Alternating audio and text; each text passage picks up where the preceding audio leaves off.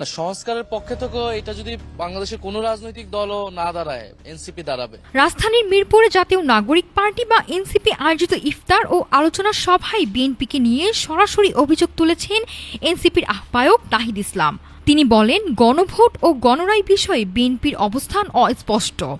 উচ্চকক্ষ, বিচার বিভাগের স্বাধীনতা, ডেপুটি স্পিকারের নিয়োগ এবং সাংবিধানিক প্রতিষ্ঠানের নিরপেক্ষ নিয়োগ এসব মূল সংস্কার মানা হয়নি। আমরা ঐক্যমত্য কমিশন থেকে দেখে আসছি বিএনপি সংস্কারের পক্ষে অতটা জোরালোভাবে ছিল না। এক প্রকার চাপে পড়ে বিভিন্ন সময় তারা সংস্কারের পক্ষে কথা বলেছে।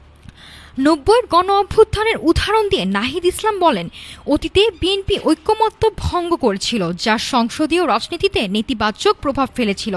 অনুষ্ঠানে এনসিপির সমন্বয়ক নাসির উদ্দিন পাটওয়ারি ফ্যামিলি কার্ড দুর্নীতি ও ধর্মীয় ভাতা প্রদান নিয়ে অভিযোগ তুলেছেন এবং কাঠামোগত পরিবর্তনের আহ্বান জানিয়েছেন।